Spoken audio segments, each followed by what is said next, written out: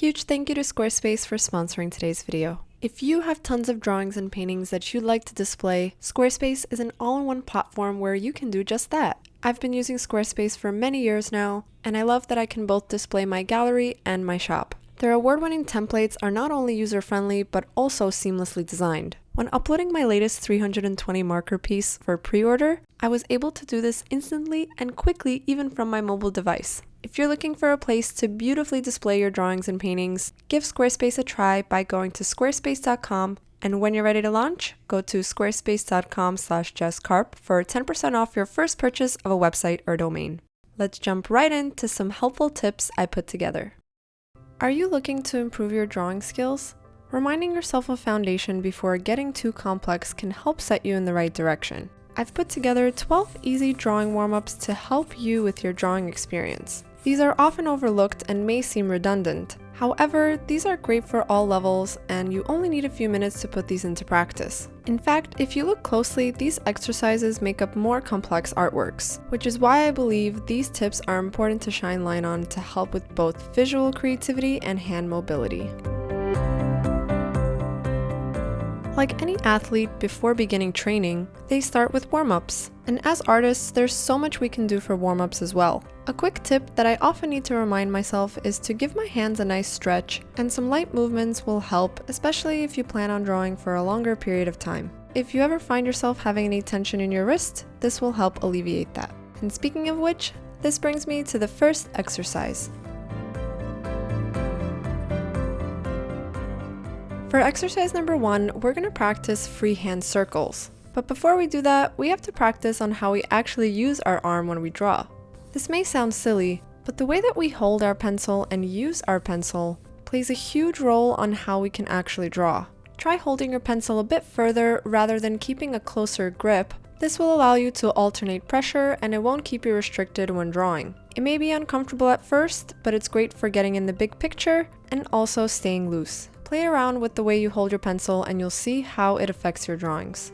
Notice how I'm also drawing from my shoulder. This is super important because you're not keeping your wrist restricted, but instead moving your whole arm through your shoulder, which allows you for greater range and greater mobility. I recommend trying this on a tilted surface like an easel, or you can also stand above your desk. And to put this to the test, try out some freehand circles in various sizes. Hold your pencil a little bit further, keep your wrist stable, and draw from your shoulder. Here I'm creating this range of motion with my hand, but as you can see, I'm staying still with my wrist, and it becomes a little bit more difficult until I start moving my hand from my shoulder. When holding our pencil closer to the point, we can find ourselves hunching over our drawings, and this can hurt our posture and our wrist. Of course, there are certain techniques where we must hold the pencil a little bit closer for more precision, but for initial sketches, when we're doing our freehand circles, holding it a bit further and using your arm from your shoulder is super helpful. Try both so you'll feel the difference. You also may be wondering why I chose freehand circles, but with any drawing, I love breaking it down into shapes. Whether it's a portrait or an animal or an eye or an ear, somewhere in those there will be a circle. Practicing these will allow you to have a great foundation in your drawings, and you'll see less distortion in your portraits and other pieces. Of course, there's different ways of stylizing things, and that's for another time, but nevertheless, trying out a few of these in all sorts of different sizes will be useful no matter what you're drawing.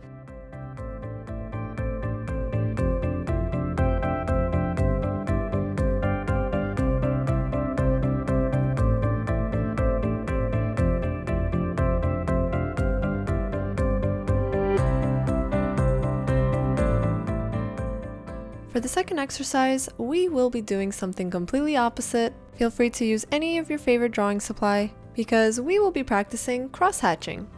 Hatching is a great exercise to practice since this technique was used by the masters of the Renaissance and is also used by many artists of today. In case you're not familiar with cross-hatching, this is where you place a bunch of lines next to one another to create values. The further away you place the lines parallel to one another, the lighter the value, and the closer you place the lines together, the darker.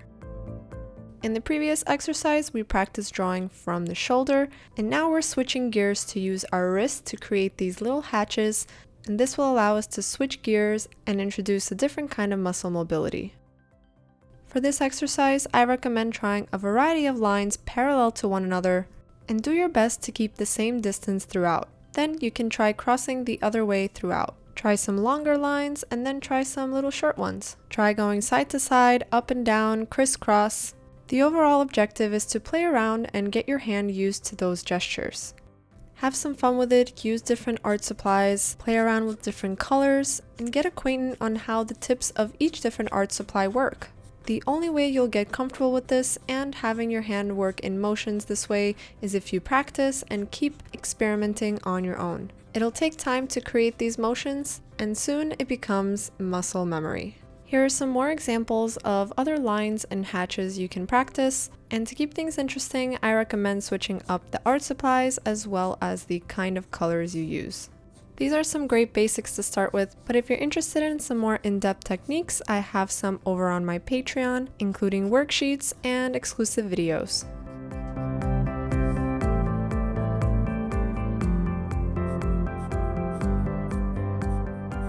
To go back to using some colored pencil, I wanted to share how holding your pencil a little bit further can allow some great variety and texture when you're drawing as well. In these hatches, I'm applying more pressure in the beginning and then flicking my pencil out, which allows more expressive lines. The possibilities are endless, so play around and just have fun with it.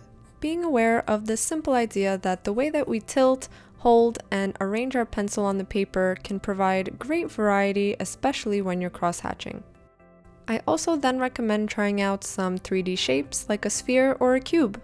Try these out for a few minutes every day, or just a bit when you have time. This way you can then apply it to some more complex pieces. Cross-hatching is one of my favorite techniques and I use it tons in my sketchbook, especially when I'm on the go, and personally I find it very soothing. Let's now take a look at exercise number 3. For this one, grab any pen or marker and we will be doing a continuous line drawing. Continuous line drawings are drawings made with one line where we do not lift the pen off the paper. This is great to practice for observation, and it builds a ton of confidence since we don't have any time for overthinking. The only objective is to not lift the pen off the paper. You'll begin to notice that although it's a challenge, you become more confident in the way you place your lines and even the way you observe. I personally love doing this exercise with a marker or a pen since there is something daring about that. We can't erase after all. In a way, we're problem solving here because we're thinking of ways we can position our hand to really observe our image. And we're studying our subject simultaneously, making this another great exercise to add to the variety and mix of drawing warm-ups. And here are some more figure studies where I applied the same technique. Although these were quick sketches, I realized I learned a lot. And that's why I'm sharing it with you today, and I hope it'll help you too. If you've gotten any value from this video so far or learned something new, hit that like button, it really helps support the channel, and subscribe so you don't miss any new videos. This fourth exercise may be one that I live by. I mentioned this tons in previous videos, and I couldn't stress enough the importance of value scales. Start with a long rectangle and then divide them into sections. I like to do 8 or 9 sections. Once you've done that, I label it from 1 to 9, and these numbers will be our helping guides when we begin shading.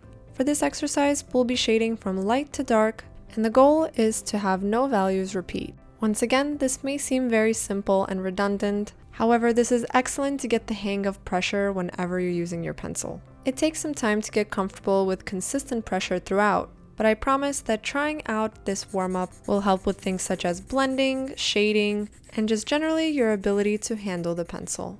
I also recommend you try this out with a colored pencil just so you see how the different mediums perform.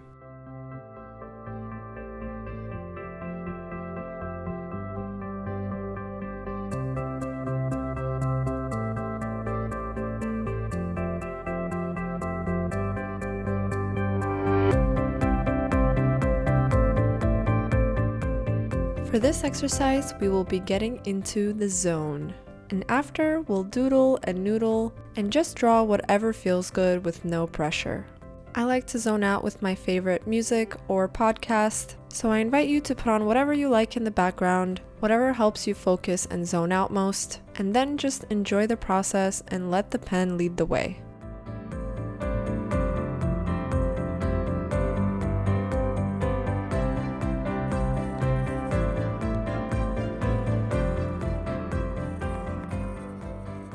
oftentimes when I sat down to do this, and mostly always, I end up getting lost in the process and falling in love with the finished result. Here are some examples of that.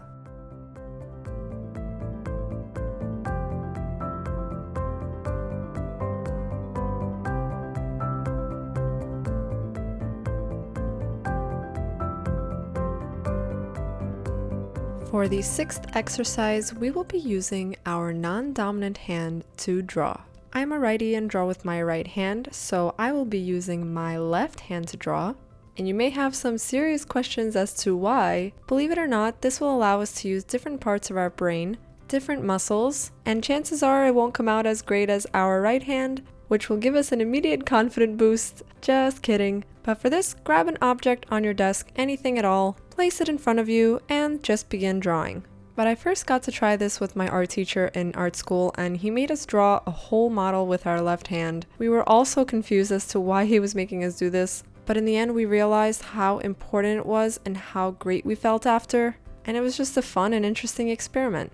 It will be a bit awkward, it will be a bit uncomfortable, you will feel like your other hand does not work, but as always, I love to see the positive in everything. Look at how loose and fluid the lines become. It's similar to when we're kids and we don't have much muscle mobility, especially when holding a pencil. So I believe that drawing with your non-dominant hand shows you the beauty of carefree line making and also providing yourself a good laugh.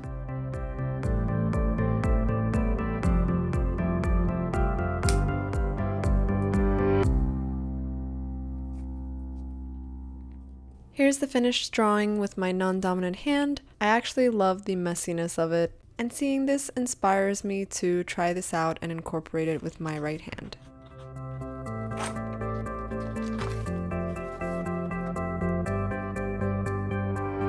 For this next drawing exercise, we'll be doing short drawings, but timed drawings. I like to start with 3 minutes, and I also have a jar full of random drawing prompts. I pulled one at random, and we have a wizard duck. So I place one in front of me and begin drawing. I use no references and strictly rely on training my imagination muscles, and I set a goal to make sure I finish the drawing within 3 minutes, no matter what. Again, no room for overthinking, but lots of room for moving the hand around and getting many drawings done in a short period of time. Sometimes I tend to seek perfection in every single drawing, but doing this exercise allows me to loosen up and remind myself that it's okay to create messy sketches, and the timer is a really great help with that. I play around with some 1-minute drawings as well. Trying some observational studies from life of your own hand is a great idea, and I do these often to help keep myself in shape. These are not meant to be perfect, which is great because if you're someone who is just not able to begin, try getting a timer out and simply making a bunch of messy drawings. I promise that this exercise will help you.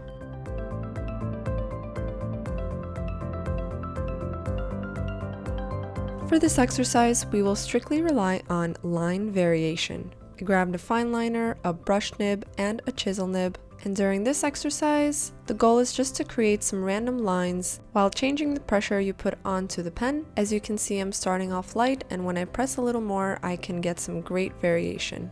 You'll begin to notice how some supplies can give you a nice even stroke and others can give you a nice brush effect. Depending on the texture of your paper and what you're using, you'll learn the endless options for variations. Try your best to create as many different lines as possible.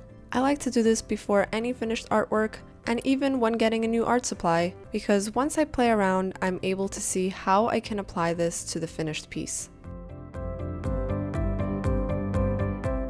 The key is to grab as many random supplies and create as much variation as possible. Each tool can be useful for different things, so when getting super familiar with how each works and the possibilities of each, you'll be more confident to start your drawings instead of being nervous or confused on where to even start and what to even use. This way you've already become friends and are acquainted. Up next is exercise number 9. For this one, we will be doing silhouettes. Grab any thick black marker and get your reference of a silhouette. Any subject is perfect, as long as it's completely in shadow. This drawing exercise is super beneficial because it allows you to focus on the overall shape rather than the details inside. You'll also practice your composition skills since you'll be focusing on positive and negative space. Positive space is the figure itself, and the negative space is the background. Try this out to improve on building form.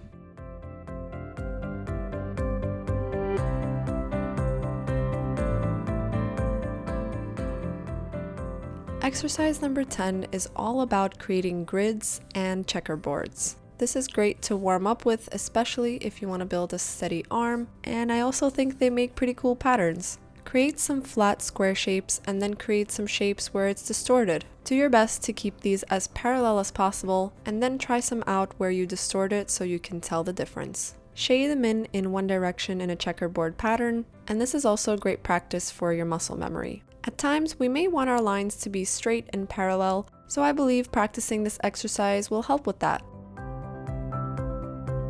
After trying out some shapes built on straight lines, try some inorganic shapes with funky curves and challenge yourself to make a grid from them. I've included this exercise in the mix because I feel like it allows you to think in terms of shapes and fluid lines. You'll learn that the distance in between the lines you place play a huge role in the illusion created with these drawings.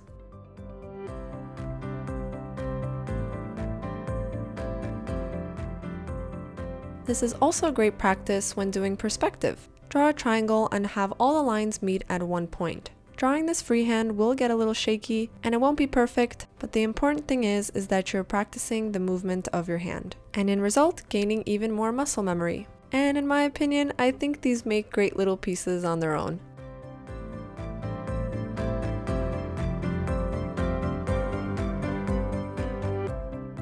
Now let's train our hand-eye coordination with some symmetry. I like to practice this with some geometric shapes, and drawing a light dotted line in the places where it would be sliced will help me visualize the symmetry. Think of these dotted lines as imaginary lines, and if you were to fold them against that dotted line, they would be exactly the same. Practice this with some simple shapes and then some random, more complex shapes that come from your imagination.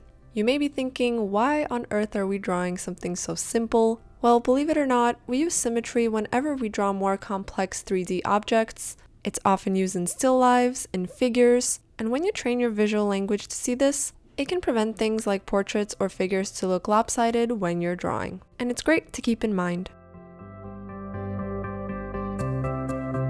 Last but not least, for this final exercise, I like to call mix and match. Choose 2 exercises that I've mentioned in this video and combine them into one exercise. To demonstrate, I chose exercise number 3, which is the continuous line drawing, and exercise number 10, which is to create a grid. This was challenging since I couldn't take my pencil off the paper, but it felt like a new discovery and it was very freeing. It's amazing how revisiting the basics can help build your foundation along the way. After assessing the techniques I use everyday drawing and putting together these 12 exercises, you'll see how often they appear when doing more complex, intricate work. If you try these out, be sure to tag me on Instagram. I'd love to see how yours come out. Refer back to these at any time for a few minutes throughout the day. The great thing is you don't need any fancy art supplies or any fancy paper. Any variety will do. Don't forget to leave a comment below. I hope you're staying creative and motivated, and most importantly, staying positive. I'll see you in the next one. Bye!